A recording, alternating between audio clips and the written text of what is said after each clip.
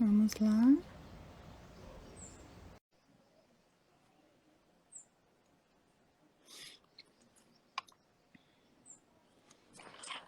Aê!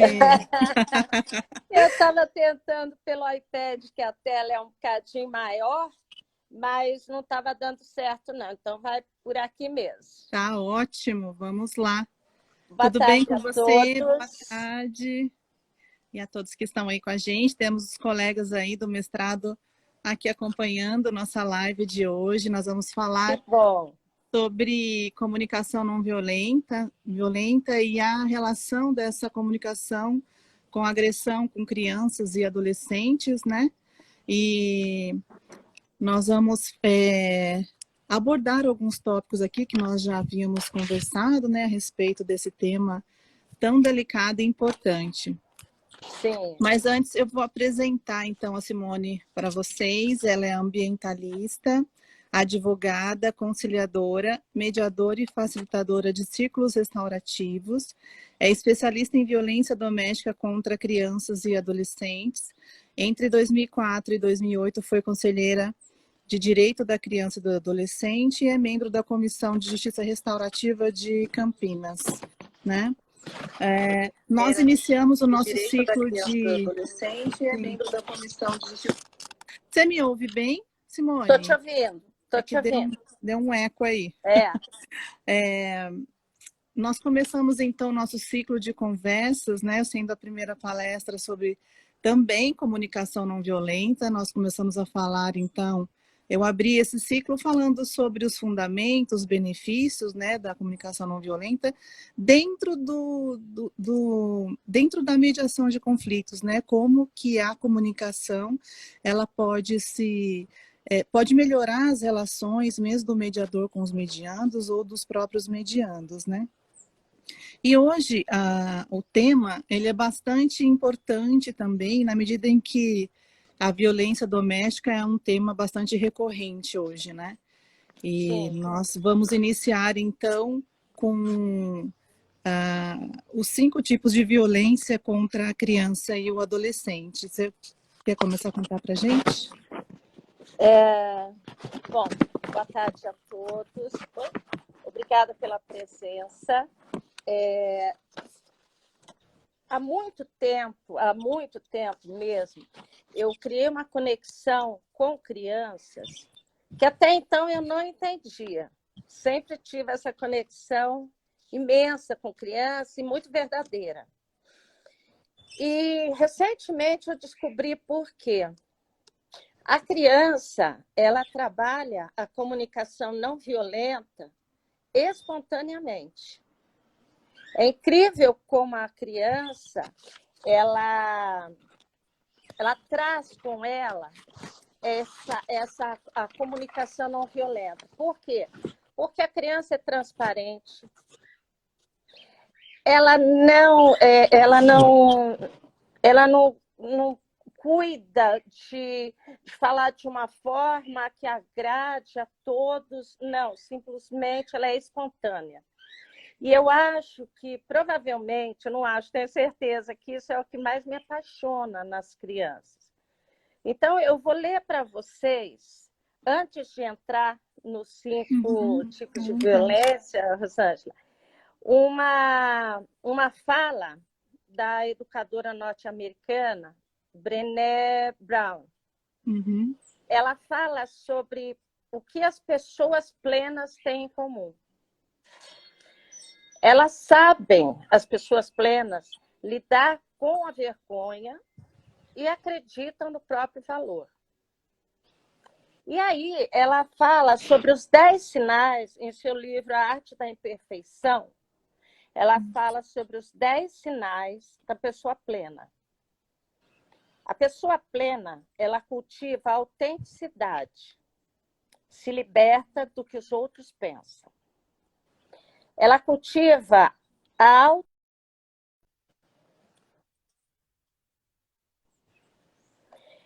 ela cultiva o espírito flexível, libertando-se da monotonia e da impotência. Ela cultiva a gratidão e a alegria, e se liberta do sentimento de escassez e do medo do descoberto. O quinto ponto é cultiva a intuição e a fé. Ela se liberta da necessidade das certezas. Cultiva a criatividade, se libertando da comparação. Cultiva o lazer e o descanso, se libertando da exaustão como um símbolo de status e de produtividade como fator de autoestima. Cultiva a calma e a tranquilidade, se liberta da ansiedade como um estilo de vida. Cultiva tarefas relevantes e se liberta de dúvidas e suposições. Ela cultiva risada, música e dança, se libertando da indiferença e do estar sempre no controle. Muito bom. Essas 10 características que eu relatei aqui, segundo a Brené Brown, são todas características da criança. Eu não sei se vocês perceberam. A criança, ela não está preocupada com perfeccionismo, né? Ela é liberta de certezas, porque ela está num mundo desconhecido, descobrindo coisas a todo instante. E é isso que torna a criança tão especial. E é por isso que nós estamos aqui hoje, para tratar desse assunto bastante pesaroso, que é a violência contra a criança e adolescente. Então, vamos lá para os 5 Tipos de né, violência. de violência. Vamos lá. A negligência. A negligência, ela é a falta, muitas vezes, ou excesso de alimentação, de celular, de videogame. Muitas vezes, a negligência é em não levar a criança ao médico, não acompanhar o desenvolvimento da criança na escola, não participar dos relacionamentos da criança. Porque, por incrível que pareça, por mais que a criança, e o adolescente principalmente, gosta de ter a sua preservada, né, as suas amizades, é fundamental que tanto a criança e o adolescente se sintam o tempo todo acolhido e de que, em todos os momentos, tem alguém que está cuidando dele. Está cuidando da alimentação, está cuidando do seu desenvolvimento escolar, está cuidando da sua relação de amizades, está cuidando de afastar aqueles elementos que muitas vezes, por meio da internet, se aproxima dos nossos filhos, dos nossos netos, né? E por incrível que pareça, a negligência, muitos autores dizem que seria o início do processo de violência. Só que o ápice da negligência é o abandono. E muitas vezes nós não percebemos que a criança ela dá sinais de que ela está sendo negligenciada. E nós não conseguimos, no nosso dia a dia, na nossa correria, na nossa afoiteza, né, em fazer tudo ao mesmo tempo, a gente Parar para observar, né? não consegue observar esses sinais. E por isso, é muito importante, eu não estou ensinando, não estou dando dicas, mas através de estudos a gente chega à conclusão de que, mesmo que a criança tem que ter assim, sua identidade preservada, a sua particularidade preservada, porém, ela exige também esse cuidado de essa atenção. A criança apresenta dor de cabeça 1 dia, 2 dias, 3 dias, E a gente fala, ah, não, isso daí fica muito tempo em frente com o computador. Nem sempre. Essa criança pode estar com uma sinusite, por exemplo, né? Uma enxaqueca. Uhum. E, principalmente os adolescentes que estão nesse momento de ebulição hormonal e tal, e a gente fala assim, não, puxa, não é nada, não. Isso é uma forma de negligência, gente. Eu sinto muito, mas eu confesso, muitas vezes eu negligenciei meus filhos. Por quê? Porque a gente no dia a dia realmente passa batido, né? Dá um chazinho, um remédiozinho e passa. Então, Acho que muito do que você está falando também, Simone, dessa questão da negligência, às vezes nós não estamos presentes, né? Com tantas tarefas, nós mulheres temos tantas tarefas para dar conta, né? Enfim, os homens também, né? Enfim, todos nós hoje em dia precisamos dar conta de tanta coisa e o estar presente, né?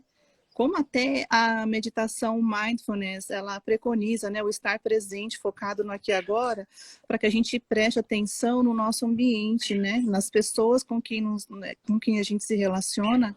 E aí, como você disse no começo, esse não prestar atenção, essa negligência que você comentou, ela parte muito disso, da forma como nós nos relacionamos de maneira até que anestesiada, né? Porque não percebemos a negligência até, nem é às vezes intencional, né?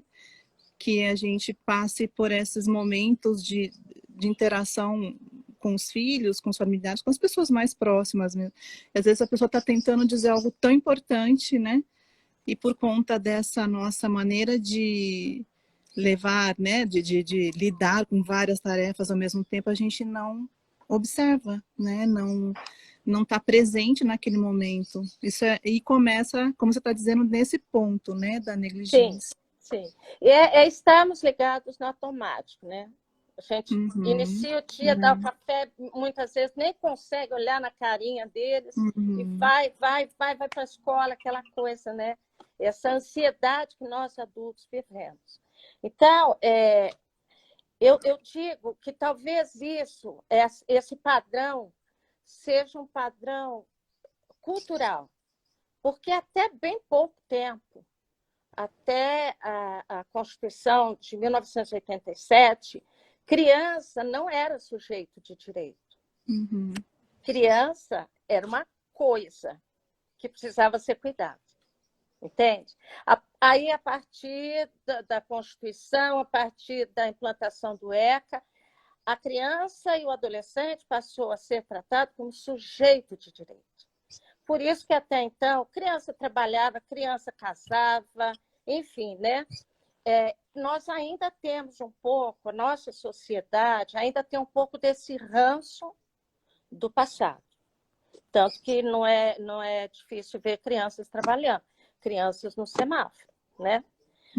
Bom, seguindo, e a negligência, eu vou fazer uma colocação aqui que talvez choque um pouco. A negligência, ela também pode ser fatal. É o caso do menino Miguel de Recife. Houve uma negligência por parte da pessoa que estava cuidando dessa criança, sem fazer qualquer juízo de valor, que negligenciou a capacidade da criança em se colocar em risco. E, infelizmente, foi uma negligência que resultou na negligência modalidade fatal. E claro que isso é uma maneira de comunicar, né? Nós estamos falando de comunicação não violenta, a negligência é um grande fator dessa violência que nós, né, possivelmente praticamos, né, Simone? É um grande entrave, eu diria, Rosângela, porque talvez a negligência também permita que os jovens se envolvam na drogadição com tão pouca idade. Porque quando a gente conversa com eles sobre o assunto, eles por mais que você diga assim, não, eles não têm capacidade de entendimento. Tem. Quem acredita que a criança e o adolescente não tem capacidade de entendimento, ainda está vivendo uma legislação anterior à nossa Constituição. Ou seja, ainda vê na criança coisa. E não é. A criança é sujeito de direito, né? Sim, claro. Bom, com relação à violência psicológica, eu até gostaria de trocar uma ideia com você, porque certamente você conhece mais até do que eu, certamente. A violência psicológica, muitas pessoas não conseguem entender de que um xingamento, tá? um constrangimento, não é só a ameaça. Olha, eu vou te bater. Não é só isso. Menino, olha como você está gordo. Parece um porco. Quer dizer, o que é que você está fazendo com o ego dessa criança? Entende? Você está comparando aquele pequeno ser a um animal? É isso? Ao invés de chegar e conversar com a criança, dizer, olha, você não acha que você está exagerando um pouco? De repente, a gente poderia comer um bocadinho menos e fazer um bocadinho mais de exercícios?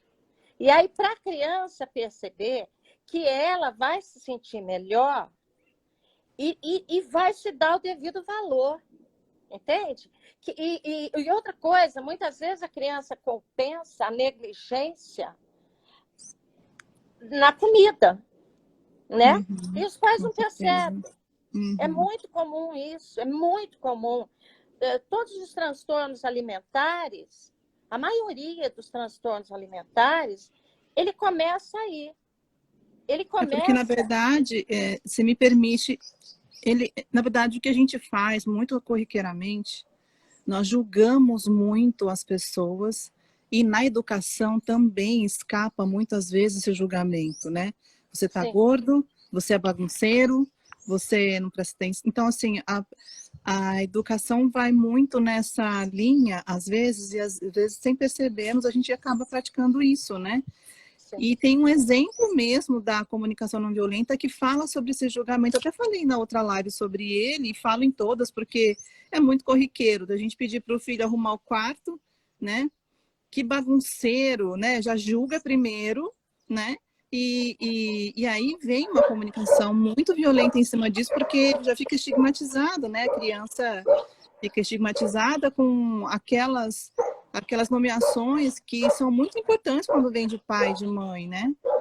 E aí é um nascedouro de conceitos que ela vai se atribuindo, né? Que ela vai construindo dentro da personalidade dela, e que se torna uma crença depois quando ela é adulta, né? Então é muito grave isso, é muito sério mesmo. Eu diria que é o nascedouro, Rosângela, dos transtornos psicológicos. Os transtornos psicológicos, eu acredito que em muito inicia dentro do ambiente familiar. Porque quando você trabalha a criança trazendo para ela segurança, dizendo que ela é capaz, dizendo que ela é eficiente, não é julgando ela bagunceira, porque na verdade você já está julgando e condenando, né? Não, Sim. Você é, né? Então, seria muito mais fácil você dizer assim, olha, você não gostaria de ser, entendeu? Um pouco mais... como é que eu vou dizer? Um pouco menos ansioso nesse aspecto da comida. Você não gostaria de comer um pouco mais devagar e sentir o paladar do alimento? Não. Olha, você come feito porco. Entende? Então, ao invés de você trazer autoestima para a criança, você traz traumas, né?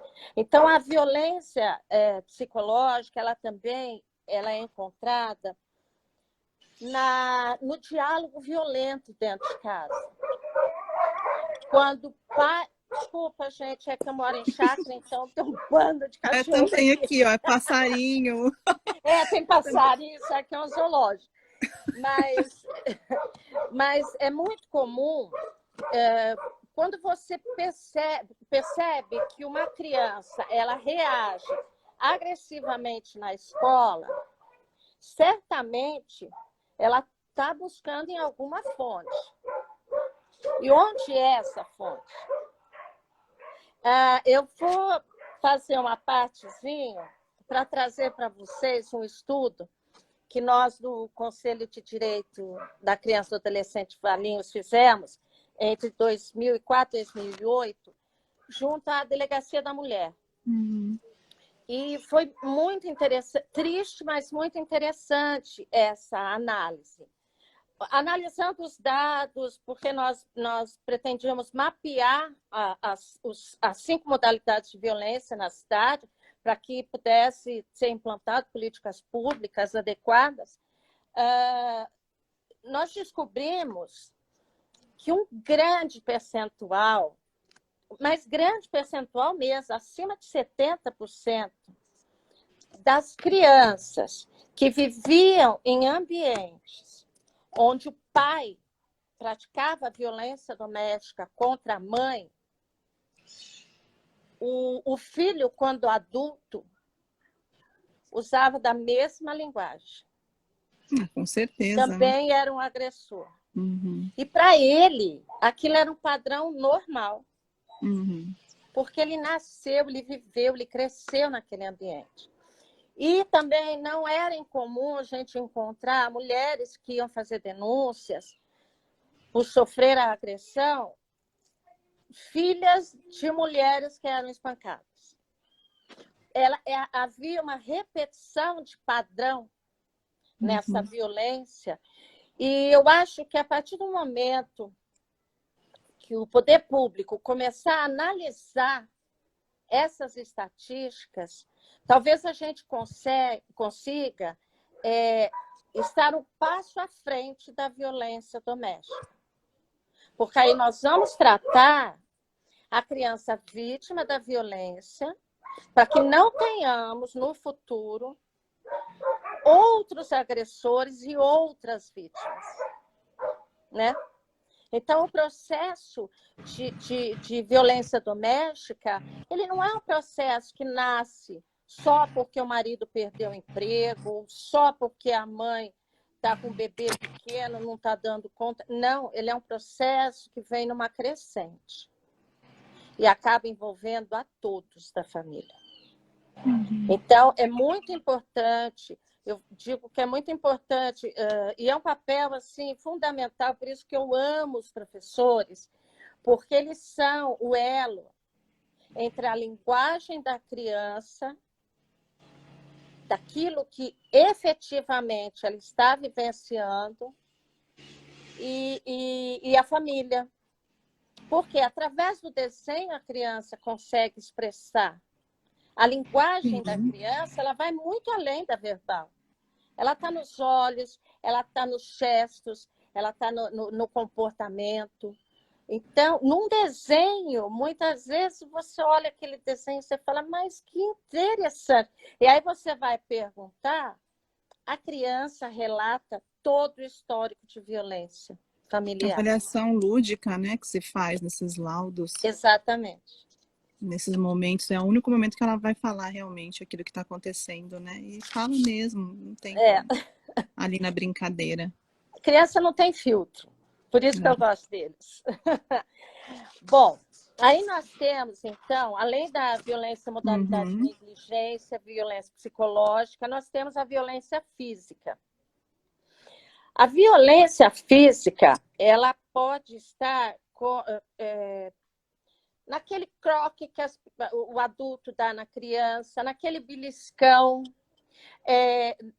muitas vezes um castigo imoderado, algumas vezes o espancamento. E isso, de novo, vem de um padrão familiar. Porque pai e mãe batiam, então eu também acho que essa é uma forma de educar. E eu digo isso porque na nossa geração, dos anos 60, 70 e 80, a correção era via punição física, né? Inclusive nas escolas. Eu já cheguei a tomar reguada de Claro. professor. Então, graças a Deus, isso vem mudando. Mas ainda existe muito disso, tá? Recentemente, nós tivemos um caso aqui muito triste em Campinas, na região aqui onde eu vivo, que chegou a ser publicado no Brasil todo, um menino que ficava preso em um barril como uma punição. Então, ele passou um mês preso dentro de um barril acorrentado, recebendo restos de alimento, água, de uma forma, acredito que eu, só para não desidratar de vez mesmo a criança. Então, por aí você vê. E o pai achava que aquilo era uma punição. E não é incomum a gente encontrar, principalmente na delegacia da mulher, que é onde são relatados casos de violência contra a criança, o pai dizendo, eu bato mesmo, eu bato que é para não virar bandido, sabe? Então, eu acho que é um processo que nós temos que trabalhar muito ainda para eliminar esse tipo de violência. É um problema nós... sistêmico, né, Simone?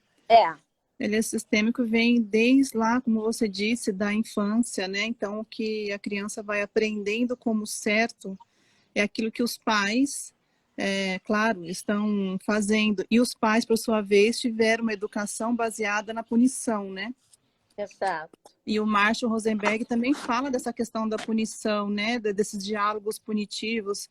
Se você não fizer a tarefa, você vai ter um castigo, sabe? Então, os nossos diálogos na maneira de educar, eles são todos baseados nessa violência, né?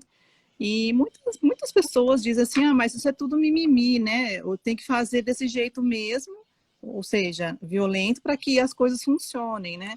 Na verdade, desde criança nós todos não soubemos, né, o que é. A gente não teve essa cultura, como você disse lá atrás, né, essa cultura de esse olhar, poder, sabe, poder falar, né, poder falar aquilo que sente sem se sentir constrangido, como a própria autora, né, a Brené que você trouxe, ela fala sobre a coragem de ser imperfeito, e nesse contexto nós não aprendemos a ter essa coragem para se expor dentro de um processo de vulnerabilidade, né? A gente sempre fica na retranca, né? Tentando ser o perfeito, e aí, na verdade, não existe isso, né? Então, é desde criança mesmo que a gente desenvolve essa carapaça, né? De que tem que ser desse jeito, porque senão não funciona, né? E eu acho que tem mudado até. Muitas vezes, eu vejo assim, não dá nem para culpar o pai e a mãe. Então, porque eles também são as vítimas de uma violência anterior. Exato, né? Isso. Eles exatamente. viveram aquilo, entende? É o que sabem, então, né? Como você vai julgar? Aquilo é a referência que eles têm de educação. Né? Tá bem lá atrás, né? Tá, bem lá atrás. Eu costumo dizer que a princesa Isabel, a Lei Áurea, ela libertou, aspas, apenas a sociedade negra. Não é verdade. Ela incluiu toda a sociedade. A partir daquele momento, todos nós vivemos o escravagismo cultural. Porque quando você faz uma análise da história, a mulher era tratada desde a escravidão, fosse loura, de olho azul, era tratada como coisa. Os filhos eram tratados como coisa. Então, a nossa questão, ela está lá, no Brasil Império, entende? E nós temos que resgatar isso. Ela está na estrutura da nossa sociedade.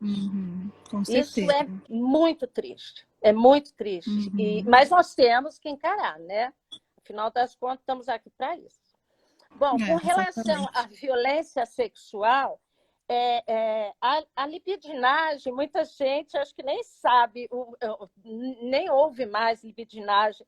Segundo o César Roberto Bittencourt, um jurista, Libidinoso é um ato lesivo, voluptuoso, que objetiva o prazer sexual.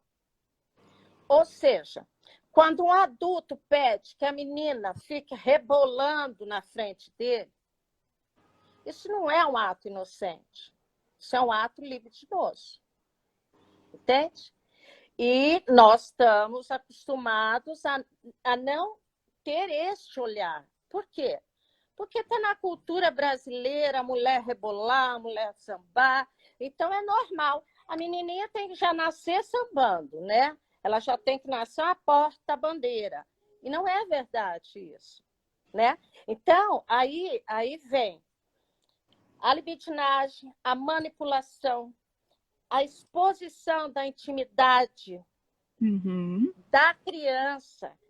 É claro que o percentual maior é entre as meninas, sim, mas com os meninos também acontece, né? Essa invasão à intimidade da criança é muito séria, porque, como psicóloga, você pode confirmar ou negar o que eu digo. Isso pode causar transtornos no futuro para os relacionamentos dessa pessoa quando adulta. Então, não é incomum você ver um pai falando, porque pai tem que ter filho macho, né? Essa é a nossa cultura, tem que ser macho. Ainda que a criança nem saiba o que é isso, mas obrigatoriamente tem que ser. Então, o que acontece? Quando você vê um pai dizendo, olá, filho, que gostosa. Espera aí, qual é o conceito que esse pai está passando para essa criança? A mulher é uma coisa comível, né? Sim. Então, e nessa, você vai criando uma criança, principalmente um menino, que ele vê no estupro uma prática normal. Não tem essa de não é não. Você está de shortinho curto? Não, é sim. Porque você é gostosa. Entende? Tá na menina, né? A menina que está provocando, não sou eu que tenho pensamentos outros, né? Eu sou macho. Então, você percebe muito essa dinâmica na nossa sociedade. Esse também é um fato que a gente precisa mergulhar um pouco mais fundo, eu sinto. Enquanto sociedade civilizada, porque, repito, nós ainda estamos lá atrás no Brasil Império, nesse aspecto, tá? E por isso tantas crianças sofrem abuso e estupro. Tá? Você falou sobre a questão da intimidade, Simone, isso é tão sério, né? Até a questão da intimidade, por exemplo, agora na fase da adolescência, né, que as crianças estão se transformando, né, iniciando a fase adolescente cheia de hormônios, eles necessitam muito de um espaço, né, de intimidade deles, não gostam muito que cheguem em determinados espaços, não pode, né, ter um caderno de anotação ali, então respeitar esses espaços dentro de uma vigilância de responsabilidade, óbvio, né, estar atento a essa educação. Acho que travou aqui. Travou um pouquinho. Aí entra aquela questão que nós falávamos lá no início da negligência. Sim. Não é você invadir a privacidade do teu filho. Você tem que estar atento, é preciso estar atento sempre. Mas respeitando a individualidade dele também. E isso é uma comunicação violenta demais, né? Essa invasão, essa maneira desastrada de tentar cuidar, né? Exato. É exatamente isso, né? Bom, e aí, finalmente, nós temos o caso da violência sexual, ela chega ao extremo quando uma menina de 10 anos engravida, né? E é preciso fazer um aborto. Quer dizer, essa menina foi duplamente vitimizada, mas, enfim, é outro quadro que precisa mudar. A gravidez na adolescência, por si só, já é uma violência. É você forçar um adolescente a criar mecanismos que ele ainda não está preparado, né, para ter, de responsabilidade, Aquilo, gente, a menina, para ela, no íntimo dela, ela está gerando uma boneca. Eu já ouvi de meninas, adolescentes, grávidas. Nossa, ela vai ser minha princesa, minha bonequinha. É esse o conceito que muitas vezes a gente ouve da grávida adolescente, quando na verdade não é isso. Toda a vida dela vai mudar. A relação com os amigos vai mudar, a relação com a família vai mudar, a relação na educação vai mudar. Então, não é que ela está tendo uma princesinha, ela tem uma vida para cuidar, né? Exato. Talvez uma vida para cuidar melhor do que ela foi cuidada. Provavelmente. Iniciando E a fase aí... adulta por esse caminho, né? Iniciando a fase adulta de uma maneira extremamente a forceps, né? Vamos dizer assim. Exatamente, literalmente. Não é? E aí nós temos a violência fatal. A violência fatal, alguns entendem que é só a violência à morte, mas não é necessariamente a violência à morte. Por quê? Ela pode ser aquela violência que causa lesão permanente, que causa um bloqueio na pessoa que dificilmente, quando adulta, ela vai conseguir lidar com aquilo, né? E ela acarreta uma infelicidade, uma tristeza profunda na vida dessa pessoa, que ela vai seguir em frente com essa lacuna na personalidade, né? Bom, e completando, eu vou... mais um tópicozinho. Nem sempre a violência, esses 5 tipos de violência, vêm isolados. Eles podem estar interagindo entre si, né? Sim. Então, muitas vezes, a violência, a negligência, ela pode gerar violência sexual. A violência física, ela pode gerar, sim, uma violência psicológica. Acho que a gente pode... Então, elas se interagem. Acho que a gente veja se faz sentido para você isso, Simone. Nós estamos lá no mestrado estudando mediação de conflitos, né? Então, você veio falando desde lá do começo que a violência contra a criança, ela se inicia lá pela negligência dos cuidados, né? Mais básicos, aí expandindo para uma atenção mais afetuosa, né? E isso vem com uma violência psicológica, violência física. Então, nós temos aí, na verdade, o que a gente estuda no mestrado, que é o espiral do conflito, aqui é o espiral da violência, né? Que a pessoa vai se imbuindo e vai sofrendo tantas situações que, no final das contas, aqui que você está falando, que resulta, né, na morte, pode até resultar na morte dessa pessoa, a morte em vida, por que não dizer isso? Exato. Né? Por que não? Nós temos tantos zumbis por aí que as pessoas não se dão conta nem dos seus próprios sentimentos, né? daquilo que é genuíno dela, daquilo que ela pode florescer enquanto ser humano, porque ela foi educada, criticada, porque ela foi julgada, porque ela foi violentada, e ela aprendeu que a vida é isso, que a vida é dessa maneira. Então, essa espiral, ao invés, vamos dizer assim, é um conflito interno, né? Então, você imagina um cone que só vai aumentando o diâmetro por conta de tantas situações que ela vai suportando durante a vida, né? É muito triste isso, né? É uma situação muito, muito triste de testemunhar, né? Como profissionais, né? Que lidamos com esses casos, né? Nós temos que apresentar técnicas, né? Enfim, ali, mas nós somos seres humanos, né? Então, assim, são muitos relatos fortes mesmo, né? Que tem a apresentação de todas essas violências mesmo, né? Desde lá do começo com a negligência. E é muito importante isso que você está falando, Rosângela, fazendo entre a violência e a resolução de conflito. Acho que travou um pouquinho. Travou. Mas eu te escuto. Entre a violência e a a resolução de conflito, que você vê que existem países que estão tão arraigados na violência que nem mesmo organizações internacionais conseguem mudar o quadro. Haja vista alguns países da África, onde a menina é mutilada sexualmente. Isso é cultural para eles. No Oriente Médio, a mulher é coisa, ela é um objeto, né? E que só pode ser exposto para o seu marido. Ela não pode dirigir. Nem a ONU consegue intervir em situações como essa.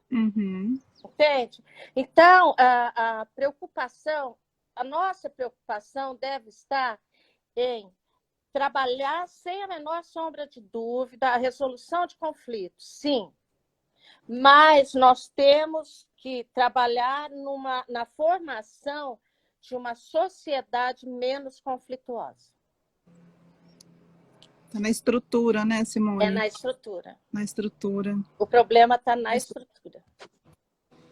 Exatamente. Então, agora, uma sugestão, tá, gente? Agora, é uma sugestão muito simples, que eu sempre fiz isso com meus filhos. Quando chamar a atenção de uma criança, coloque-se na mesma altura que ela, olhando olho no olho, porque quando você traz para a criança uma educação vertical, não é uma educação, é mando e é medo. Quando você trabalha uma educação horizontal, aí sim você educa. Porque não vai ser colaborativo, né? E ela não vai se sentir responsabilizada por aquele, vamos dizer assim, comando, né? Sim. Ela não vai se sentir responsável por... Não, ela não vai se empoderar e dizer, não, eu vou fazer certinho, porque né, é consciência mesmo, né? Consciência de responsabilidade. E nesse modelo de comando, de olhar de cima para baixo, ele jamais vai acontecer. A criança ela vai se desenvolver esperando sempre que alguém mande ela fazer alguma coisa. Isso se traduz depois no trabalho. Ela vai, provavelmente, esperar que mandem ela fazer determinadas tarefas dentro do ambiente organizacional. Ela vai esperar que o pai ou a mãe mandem ela fazer as atividades da casa, tarefa. Então, a criança, ela aprendeu que ela tem que ser mandada e não tem liberdade de expressão, não tem liberdade de atuação e muito menos responsabilidade sobre aquilo que é dela. As crianças, desde pequenininha, têm que aprender a sua responsabilidade. Sim. Né? Arrumar a própria cama é muito pessoal de cada família, enfim, né? Nós estamos entrando aqui no... Mas, assim, eu entendo que ensiná-los a serem independentes nesse caminho, para que eles mesmos, né, possam ser libertos, sabe? Que possam ter a liberdade de dizer o seguinte, olha, nossa, eu saí, deixei meu quarto todo desarrumado, quando eu voltar da escola vai estar desarrumado, porque não, né? Porque aí é a questão da ação e consequência, né? Sabe, assim, que muitos adultos não têm essa concepção. Ação e consequência é algo muito teórico, né? Então você não tem a dimensão disso quando você ainda é pequeno, quando você está educando uma criança, mas enfim. Você quer ver um exemplo básico? Nós temos uma sociedade ainda muito machista que infelizmente, está demorando um pouco para desenvolver, né? Para deixar de ser. Muitas vezes a família acha assim, não, o menino não precisa aprender a limpar um banheiro, lavar uma louça ou coisa e tal. Só que, quando esse menino vai para a faculdade, ele vai ter que morar em algum lugar. Quem vai querer morar com ele? Exatamente. Aí fica a pergunta. Exatamente. Né? Exatamente. Ele vai ser um adulto desorganizado. E é como você falou, quando você só manda, você cria um adulto que ele só se impulsiona pelo mando de outro. Ou seja, ele meio que deixa de lado a própria personalidade para fazer aquilo que os outros querem que ele faça. E não aquilo que ele gostaria de fazer em seu íntimo, né? Exatamente. E é muito fácil identificar essas personalidades dentro de um ambiente laboral. Quando você Sim. está trabalhando com pessoas, e aí tem determinados perfis que elas se revelam dessa maneira, né? Ao mesmo trabalhos em grupos dentro da universidade, você percebe que uns ficam mais na retranca, só observando, tem um cantinho aí para poder participar, e outros são mais ativos. Eles estão imbuídos daquilo que é a essência do ser humano, é liberdade de agir e arcar com as consequências, quer dizer, então, mas são raras as pessoas que conseguem trabalhar em grupo, que conseguem respeitar o espaço do outro, que conseguem, sabe, ter esse respeito genuíno pelo próximo, né? Esse respeito de espaço mesmo, né? Sim. E eu acho que é dentro desse caminho que esse seu raciocínio ele vem falando, né? Dessa negligência desde lá de trás até os dias atuais, né? Como que essas comunicações que foram colocadas para nós, elas tiveram uma influência, sim, arrebatadora, né? Como que o adulto que nós somos hoje, ele é decorrente daquelas interações que nós tivemos com os nossos pais desde criança. Só as pessoas que têm, né, a consciência disso que fazem psicoterapia, que vão em busca, né? Tem a atitude de buscar uma consciência atual daquilo que realmente aconteceu, né? Exatamente como se deu a relação ali atrás e não conforme a sua interpretação, porque acho que o que mais marca a nossa vida adulta é a nossa maneira como nós interpretamos lá atrás, né? Essas interações, essas comunicações, essas violências veladas até, né? Sim. Enfim, é bastante interessante esse tema e, nossa, muito, muito bom que você trouxe para nós, viu, Simone? Muito interessante. Tem uma situação que eu vivenciei rapidinho, porque acho que o nosso tempo já está terminando. Ah, sim. Alguém sabe dizer aí, é 1 hora de live ou 50 minutos? Que já são 5h50, né? Vivi uma situação na Espanha muito interessante, porque lá você, se atravessar fora da faixa, você é multada. Aliás, em toda a Europa, né? E aí, conversando com o policial, eu falei, mas vocês são bem rigorosos quanto a isso. Ele falou, porque as nossas crianças são criadas com liberdade para ir e vir. Se elas veem um adulto atravessando fora da faixa, elas vão entender como verdade.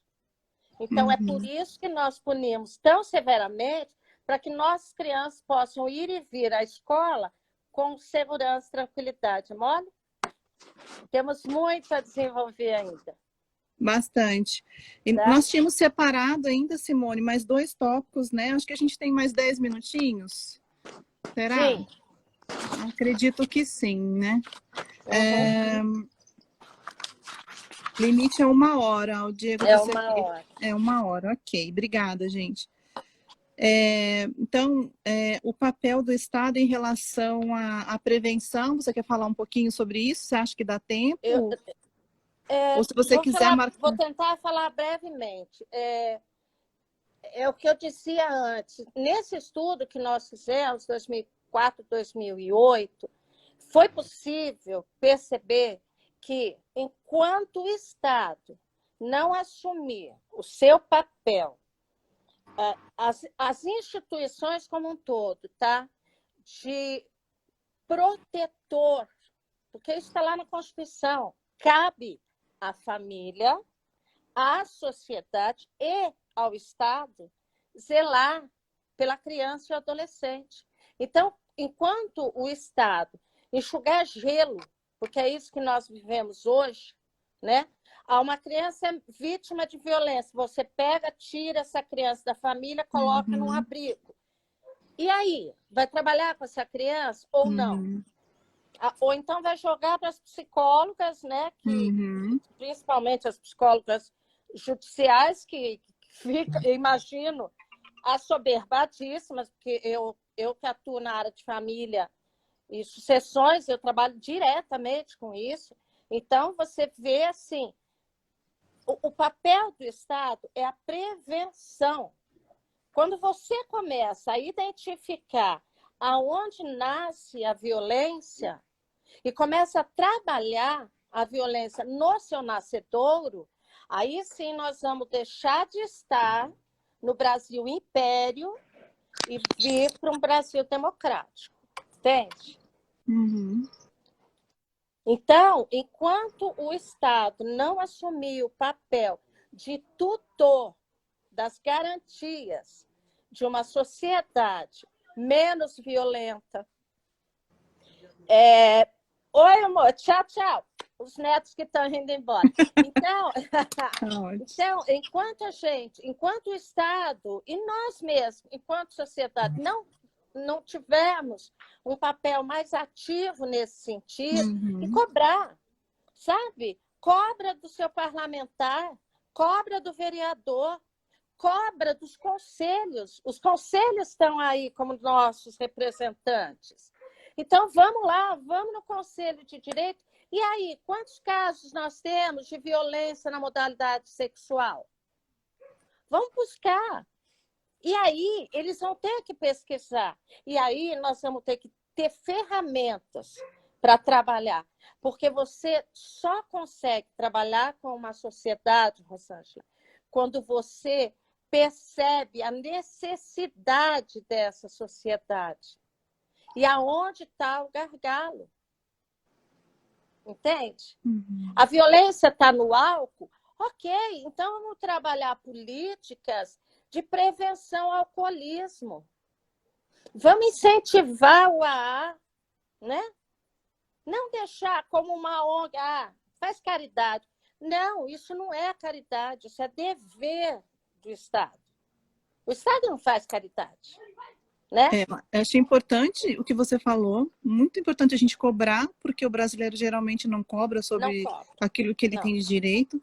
E também gostaria só de acrescentar que, além de cobrar, nós temos que fazer nosso papel e ser responsáveis por não disseminar ainda mais violência. Por exemplo, quando vamos no trânsito dirigir e aí você encontra uma pessoa xingando a outra, ou enfim, no meio social, nós vamos interagir com as várias pessoas, fazer a sua parte, sabe? Não delegar para o outro, não colocar sempre a culpa no outro pelos problemas que você está passando, se responsabilizar sobre aquilo que você teve como atitude, sabe? É extremamente importante, porque quando você tem essa consciência de que você fez tudo o que era possível, né? Enfim, ainda tem essa questão, claro, da cobrança que o Estado ele tem essa obrigação de nos fornecer serviços, né? Basilares para as nossas necessidades, mas nós também temos que ter a consciência de que nós temos responsabilidade nessas interações sociais, né? De que a nossa comunicação ela tem que ser empática, compassiva, que nós temos que ter respeito pelo próximo, né? Seja qual ambiente for, né? Então, isso é uma questão de consciência, né? E também de cidadania, né? Respeitar o espaço do outro, respeitar o direito do próximo, né? Respeitar o que é diferente de nós, respeitar o que o outro nos traz, né? Como uma pessoa individualizada, diferente de nós.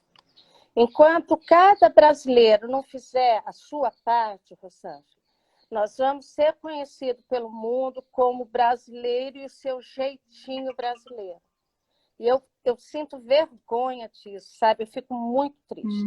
Então, para encerrar, 2 formas de denunciar a violência contra criança e adolescente. Seria pelo 180, que é a Delegacia da Mulher, ou pelo Disque 100, que trabalha com direitos humanos, né? E a proteção da criança e do adolescente. Então, não tenha medo de denunciar sempre. Não finja que não viu, para que você não seja parte de um crime, né? Ou não seja partícipe de um crime também, né? É isso, gente. Muito bom. Espero que vocês tenham gostado do nosso papo. Eu estou à disposição, absolutamente à disposição. porque continuo amando trabalhar no universo infantil. Que bom, eu também adorei. Muito obrigada. Viu? Um grande beijo para você. Muito obrigada por compartilhar essas informações, a sua experiência com a gente. Tá bom?